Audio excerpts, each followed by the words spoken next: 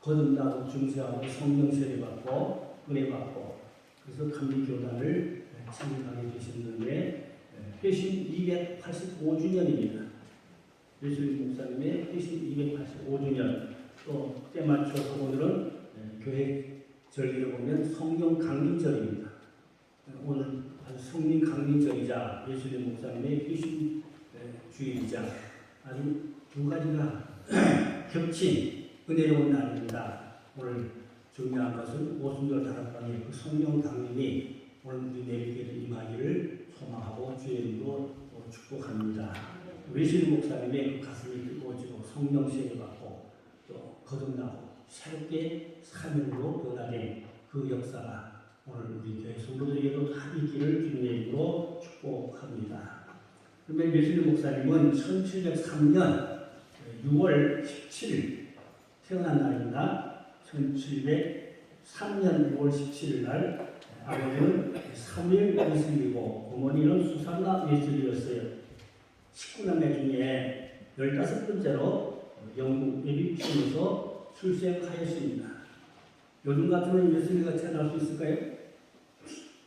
19남매 그 가운데 15번째로 태어났어요. 아마 요즘 같으면 그렇게 태어나기가 쉽지 않을 것 같습니다. 그 옛날에 하나님의 축복 속에서 19남매 중에 15번째로 태어난 웨슬리가 영국을 구원하는, 세계를 구원하는 하나님의 큰 종으로 크게 아름답고 귀하게 쓰임받은 것을 우리 역사가 알고 증언하고 있습니다. 구약시대에 많은 선지자들이 있었지만 이스라엘의 부패와 타락을 구원하지 못했어요.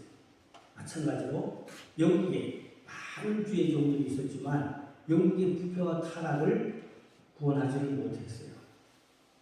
그때 수많은 사람들이 부패와 타락의 길로 달려갔지만 그걸 바로잡을 만한 영적 지도력을 가진 사람이 아무도 없었어요.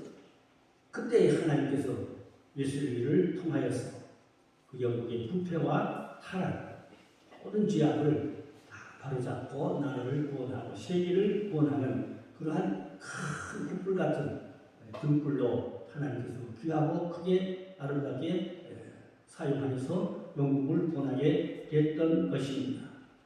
감리교라는 여러분 뜻이 뭔지 아세요? 영어로 메소디스트 처치라고 그러는데 영어로 메소디스트 처치란 말은 규칙적인 것이다 그런 뜻입니다. 규칙적. 그 말이 무슨 말인가 하니까 예수님 목사님의 별명이 규칙적입니다. 예수님 목사님은 새벽부터 일어나면 몇 시간 기도하고 몇 시간 성경 읽고 또 몇 시간 설교 준비하고 또 몇 시간 전도하고 하루 일과표가 빡빡합니다. 하루 일과표가 빡빡하게 틀림없이 지킨다는 겁니다. 아무렇게 살지 않았다 이 말입니다. 주를 위해서, 복음을 위해서 시간표를 빡빡하게 짜가지고 영락없이 그대로 지키는 그래서 규칙적이라는 것이 웨슬리 목사님 별명인데 그 별명이 뭐가 됐어요? 감리교단이에요. 그 감리교단이 무슨 이름이라고요? 메소디스트 처치. 웨슬리 목사님의 규칙적인 생활이 감리교단이다. 그럼 우리는 웨슬리의 후예로 감리교 신도로 어떻게 쓰는 사람이 되죠? 규모 있게 규칙적으로 시간을 아끼고 전략하고 복음을 위해서 정말 빈틈없이 하루를 잘 짜여져 있는 삶을 살아야 할 줄로 믿습니다. 중요한 것입니다. 그러면 웨슬리 목사님의 시대는 어떠했냐? 극도로 부패한 타락한 그런 시대였어요. 웨슬리 시대는 죄악이 아주 불경건한 그런 시대였고 프랑스에서는 6월혁명 폭동이 일어났고 영국에서는 6월혁명 폭동이 일어날 수밖에 없는 최악의 극에 달하는 그러한 사회악이 심히 많았고 뿐만 아니라 정치 부패 타락과 또 일반 사회적인 죄악과 심지어 종교계까지도 부패 타락했고 그런가 하면 왕궁까지도 다 부패 타락한 그러한 이제 완전히 영국이 몰락하는 그러한 극한 위기 상황까지 갔다. 그 웨슬리에 태어난 그때 사회 환경이 그랬다고 말입니다. 정치적으로는 아주 혼란했고 폭동이 심했고 유혈이 심했고 도덕과 윤리가 극도로 타락하기 시작했다 이 말입니다. 거리는 파산한 인구들이 날로 늘어났고 왕까지도 사치와 죄악을 일삼았다고 합니다. 도덕이 극도로 부패한 시대였어요.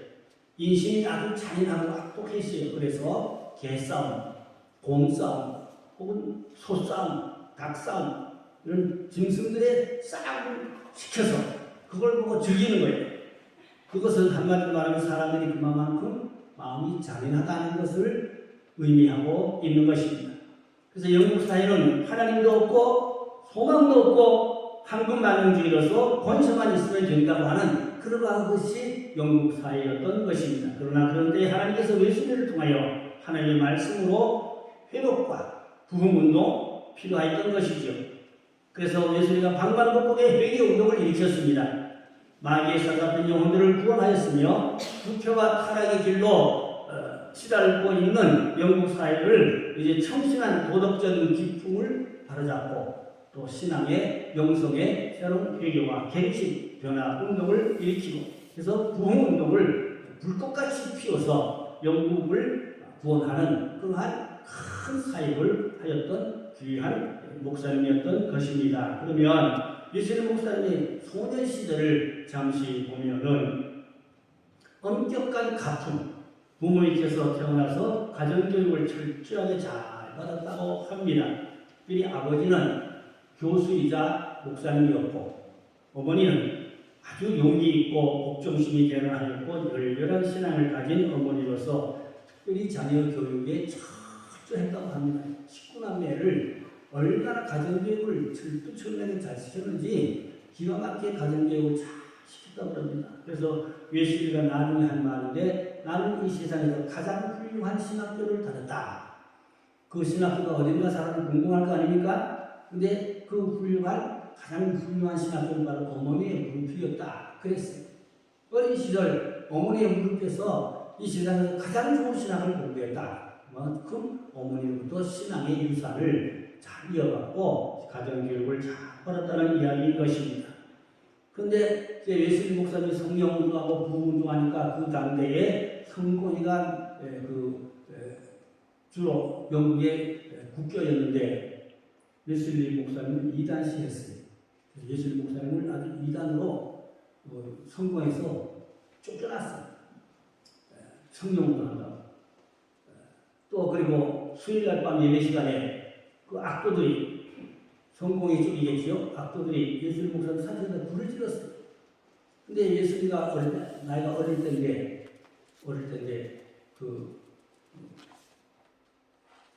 어머니가 뛰어나가서 그 불꽃 속에서 웨슬리를 끌어냈다는 것입니다. 그래서 타다 나온 부지쟁이라는 그런 별명도 있다고 그래요.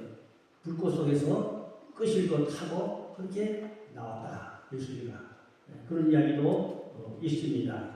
그러니까 얼마나 정의와 진리로 신앙생활을 하려고 하면 거짓과 불의의 사람들이 반박하고 반역하고 대적하고 회방하고 그런 것도 만만치 않습니다. 그러니까 하나님의 일을 본격적으로 하려고 하면 영적 전쟁을 치열하게 치는 것을 알 수가 있겠습니다. 또 그런가 하면 웨슬리의 영성생활을 보면은 어려서부터 억울한 일을 인내로 잘 참는 습관을 가지고 있었다고 합니다. 아침 저녁으로 성경을 꼭꼭 읽고 기도했다고 합니다. 다른 사람과 같이 불량하지 않았고 또 기독교에 대하여 좋은 뜻을 가지고 있었다고 합니다. 그런가 하면 교회 출석과 또 기도하는 것은 남달리 뛰어나게 했다고 합니다. 구원의 확증을 위해서 노력하였고 성실한 하나님의 자녀가 되기를 힘썼으며 또 건강에 대해서 늘 평생 동안 조심하였는데 선천적인 아마 체질 같은데 웨슬리 목사님은 평생 폐기력과 싸우며 그렇게 건강관리에 애썼다는 그러한 기록이 남아져 있습니다. 그렇지만 그 폐기력과 평생 싸우면서도 하나님의 일을 소홀히 하지 않고 승리한 그러한 웨슬리의 그 만무리를 볼 수가 있습니다. 그런가 하면 웨슬리가 대학교 다니는 시절에는 그 학생들이 한 모름과 술과 담배와 타락한 그러한 교양이 없는 아주 비도덕적인 그러한 불량한 생활을 많이 했다고 합니다. 그날 예수님은 어머니로부터 엄격한 가풍과 신앙 훈련을 전통을 살구산으로 이어받아서 늘 학생들하고 마찰이 있고 충돌이 있고 그러면 학생들하고 또 논쟁이 붙으면 언제나 예수님은 한 번도 진 적이 없다고 해요. 진리로, 정의로 하나님 편에서 학생들이 잘못된 것을 지적하고 충돌하면 논쟁하고 그래도 늘 예수님과 이겼다는 것입니다. 한 번도 진 적이 없다고 합니다. 그러니까 하나님의 편에서 진리와 함께 거짓과 싸우는 그러한 용감한 학생 시절이었던 것을 알 수가 있는 것입니다. 근데 예수님가 이제 22살 때에 인생의 큰 전환점 변화가 왔어요. 그때 그 대학교 다닐 시절인데 저녁 때입니다. 사찰을 봤어요. 저녁 때 학교에서 사찰을 봤는데 사찰을 보니까 사찰이 너무 옷을 남루하게 입었어요. 옷을 남루하게 입었길래 여보게 가서 옷을 좀 깨끗한 좋은 옷으로 갈아입고 오게 반말을 던졌어요. 그래서 사찰이 계단에 물은 거니까 나는 갈아입을 옷이 없습니다. 갈아입을 옷이 없다는 거예요. 그러나 지금 입고 있는 이 옷을 주신 하나님께 감사합니다. 그런 거예요. 굉장히 신앙 좋은 사람이죠, 사찰이. 그러면 집에 가서 저녁 때인데 저녁이나 먹고 오게나 반말을 떠졌죠. 사찰이 하는 말이 나는 하루 종일 물밖에 먹은 것이 없습니다. 그러나 나에게 이 물을 주신 하나님께 감사합니다. 그런 거예요. 그러니까 또 예수님과 마음에 감동을 받은 거예요. 그러면 지금 저녁 나들인데 해가 져가는데 집에 가 자고 내일 아침에 다시 와서 일하시고 그랬어요. 그러니까 나는 집으로 돌아갈 곳이 없습니다. 그 하단에 무슨 돌이 있을 것 같은데 나는 오늘 밤 이 돌을 베고 잠을 자야 됩니다. 나에게 돌베기를 주신 하나님께 감사합니다. 그러는 거예요. 세 가지지요. 그때 예수님가 마음에 엄청난 충격을 받았어요. 말씀을 정리하니까 첫째, 입을 걸 주신 하나님께 감사하고 두 번째, 먹을 걸 주신 하나님께 감사하고 세 번째, 집이 없어도 돌베기를 주신 하나님께 감사하다는 이 세 가지 감사에 예수님가 엄청 마음에 큰 쇼크를 받았어요. 그래서 이 세 가지 말을 할 때는 예수님가 반말을 떠졌어요. 사람을 깔보고 사찰이니까 약보고 무시하고 그게 좀 천하게 취급하고 말을 반말을 톡톡 떠드는데 이제부터는 예수님 말이 바뀌었어요. 바뀌었어요. 아, 그러세요? 마음이 감동되니까. 그러면 그 밖에 더 감사할 일이 또 무엇이 있습니까? 라고 정중하게 존댓말로 물었어요. 그러니까 이 사찰의 대답이 또 있습니다. 첫째로 내게 생명 주신 하나님께 감사합니다. 둘째로 하나님을 사랑할 수 있는 마음을 주셔서 감사합니다. 셋째로 하나님을 섬길 수 있는 봉사하는 그런 마음을 신앙을 주셔서 감사합니다. 이런 얘기입니다. 요약하면 생명과 사랑과 봉사할 수 있게 됨을 하나님께 감사할 뿐이라고 하는 이 사찰의 이야기인 것입니다. 그래서 예수님은 사찰을 깔고 얕봤다가 그 사람이 신앙을 보니까 아주 존경할 만한 아주 참 본받을 만한 훌륭한 사람이라는 것을 마음의 양심에 찔림을 받았어요. 그래서 예수님가 그때에 큰 충격을 받고 이제 내가 사학과가 될 것인가 목사가 될 것인가 이제 신학 학교가 졸업반쯤 된 것 같은데 내가 학교를 졸업하면 목사가 될 것인가 사업자가 될 것인가 굉장히 고민했다고 해요. 고민했는데 이 사찰의 이야기를 듣고 목사가 되기로 마음에 결단을 했어요. 그 집에 들어가서 부모님께 이야기했어요. 그 얘기를. 사찰과 대학 얘기, 나의 목사가 되기로 결정했다고 딱 이제 부모님께 말씀을 드리니까 어머니는 적극 환영합니다. 잘했다. 옳다. 그래. 기도를 밀어줄게. 너는 훌륭한 목사가 될 것이다. 어머니는 적극적으로 환영하고 기뻐하셨고 아버지는 반신반의했어요. 글쎄, 네가 목사할 수 있을까? 네가 목사의 그릇이 될까? 네가 목사의 정말로 원하는 자질과 인격의 역설이 될까? 아버지는 반신반의했어요. 그러나 반대는 하지 않았어요. 네가 좋다고 해도 된다. 그러나 나는 적극 환영하거나 지지하지 못한다. 아버지는 좀 반신반의하는 그러한 소극적으로 이야기가 했고 어머니는 적극적으로 기뻐서 즐거워서 야 너가 목사가 된다면 더 본격적으로 지원하고 응원하고 기도해주겠다. 그렇게 어머니는 기뻐하고 감사했던 것입니다. 자, 그래서 웨슬리는 1725년에 9월 19일 날 옥스포드 크라이스트 처치 교회에서 요한 파터 감독으로부터 목사 안수를 받았어요. 그 목사 안수를 받고 저는 이제 미국으로 선교사로 갔어요. 근데 미국에 선교사로 갔는데 여러 가지 뭐 배울 것이 있지만 그게 짧고 또 영성이 부족하고 성령의 은사와 능력은 아직도 체험을 안 했으니까 깜깜하고 그러다 보니까 만만찮아 선교가. 사실로 미국에서 선교를 한 2, 3년 했는데 실패했거든요.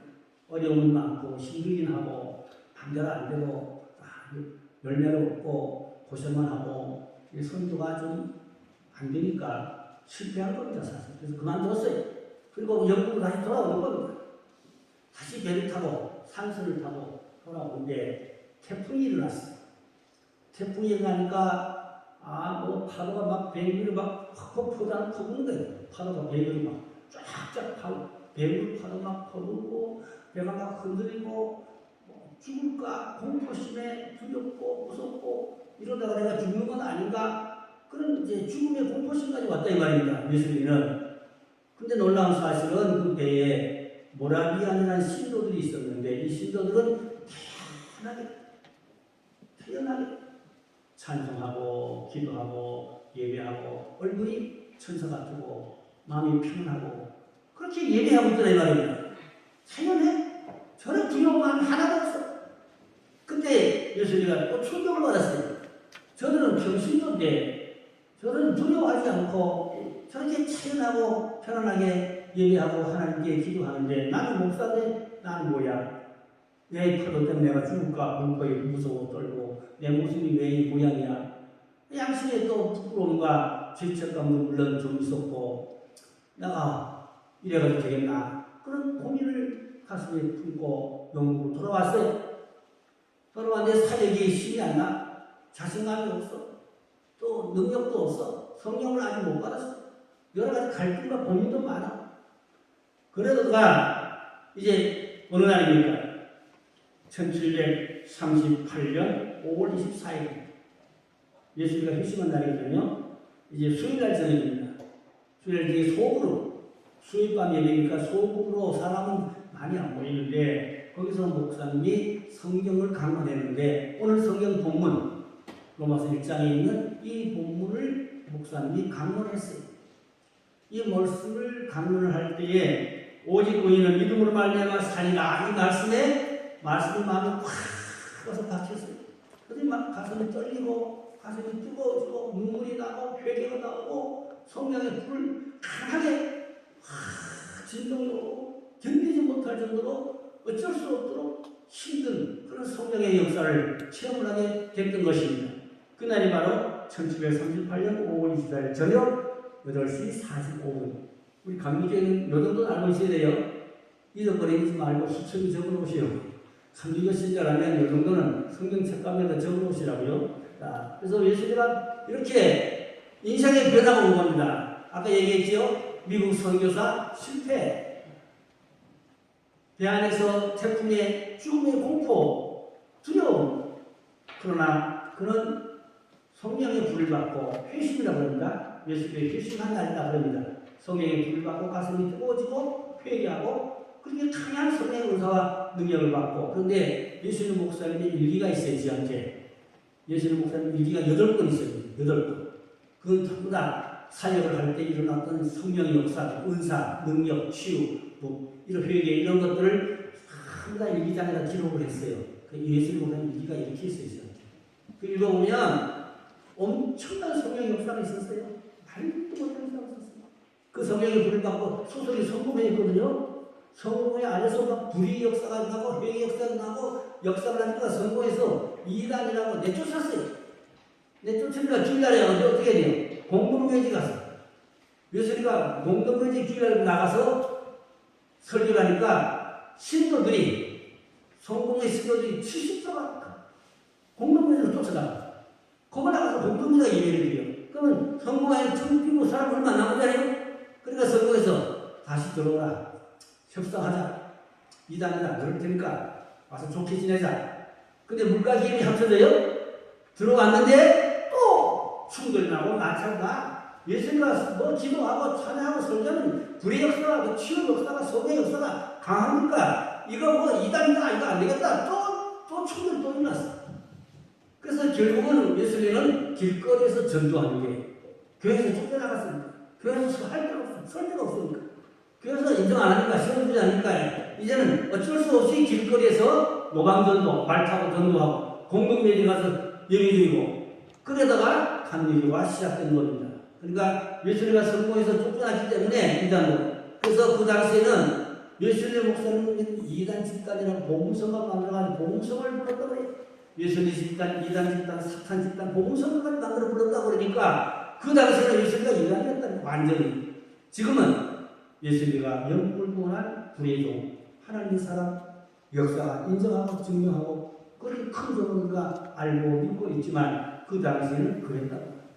그 사회, 그 종교, 그 성공에 그랬다는 것을 알게 되는 것입니다. 자, 그러면 예수님과 이제 말을 타고 다니면서 노방전도 많이 했어요. 가다가 사람 몇 명만 있으면 말을 세워놓고 예수님들하고 전도를 하고 또 옥중에 가서 전도하고 또 시장에 다니면서 전도하고 우리 감리교회는 노방전도 말해야 돼요.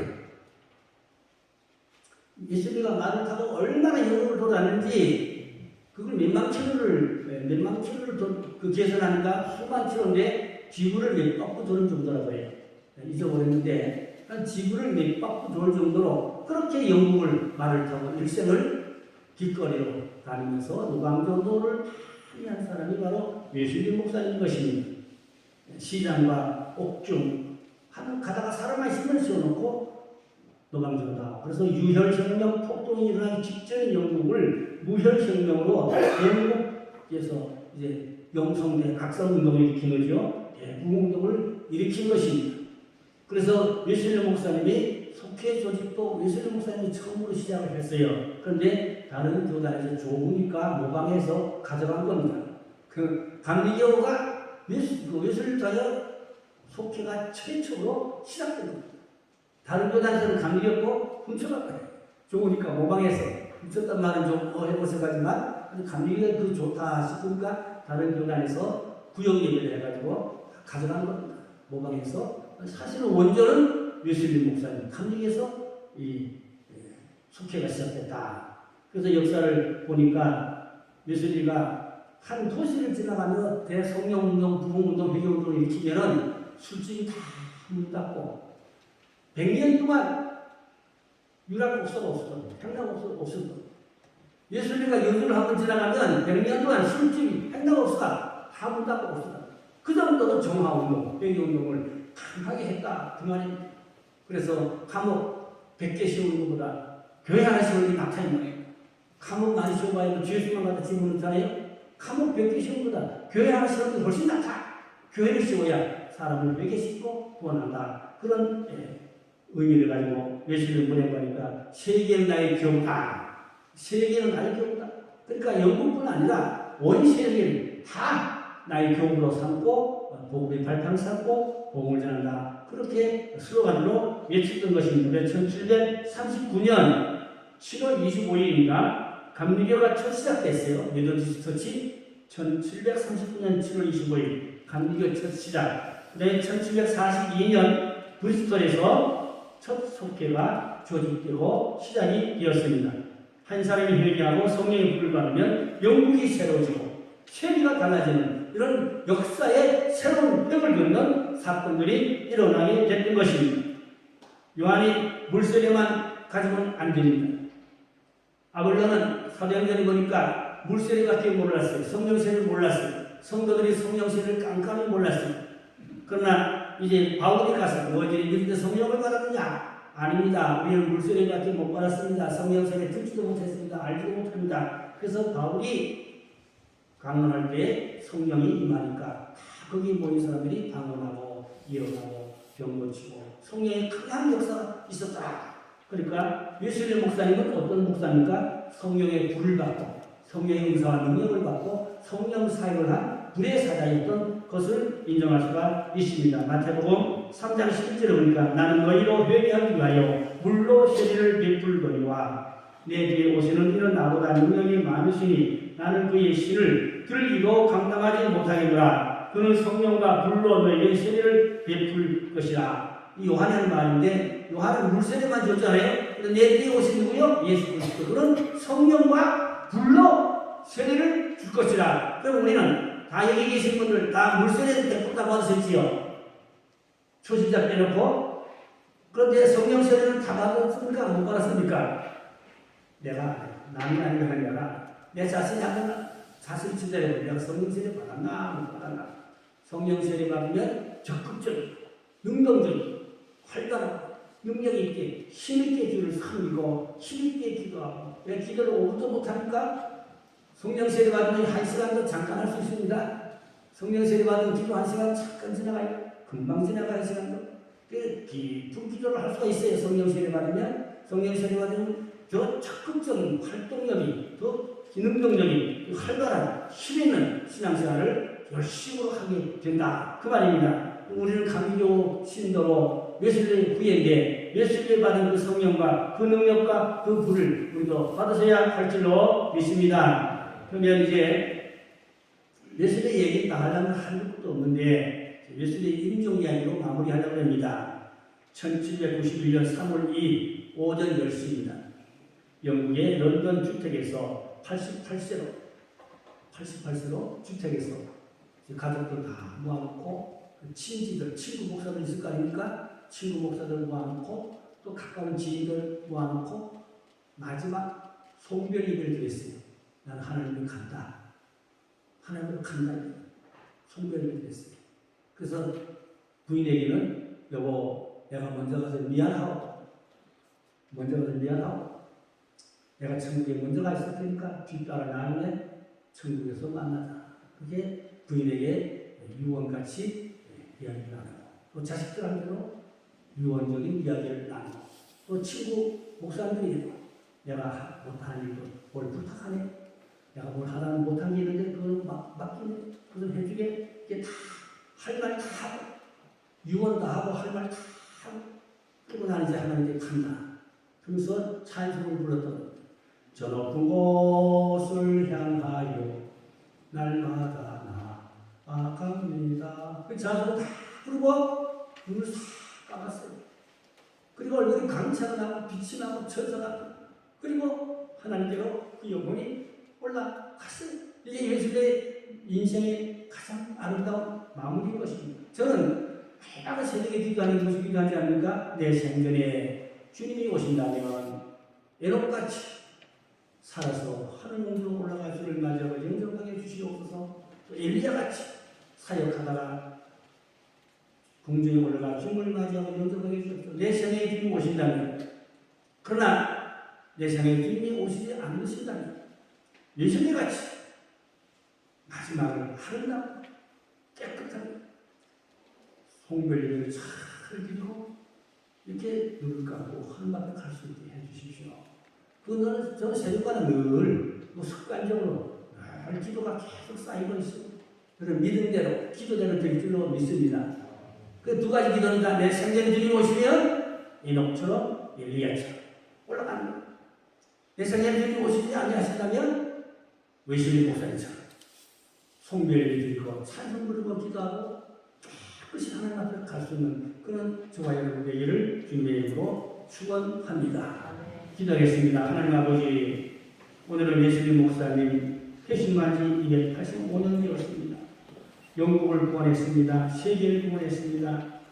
또 오늘은 오순절 마가다라 포함 성령 강림절입니다. 하나님 우리에게 성령의 불을 쏟아부어 주시옵소서. 성령 세례 받게 해주시옵소서. 하나님의 능력을 받게 해주시옵소서. 웨슬리 목사님 말을 타고 영국을 지구를 몇 바퀴 돌 정도로 수많은 길을 달리며 모방전도를 했습니다. 우리도 전도할 수 있게 해주시옵소서. 하나님 아버지, 그래 정말로 이 나라를 구원할 수 있는 하나님의 일꾼들이 하나님의 사람들이 전도자가 되게 하여 주시옵소서. 주의 마음에 썩 들어온 우리 매일교회가 되게 하여 주시옵소서. 성령의 역사가 강력하게 있는 우리 매일교회가 되게 하여 주시옵소서. 믿고 감사하며 복다소 중앙 우리 주 예수님께 이름으로 기도 올렸습니다. 아멘. 찬송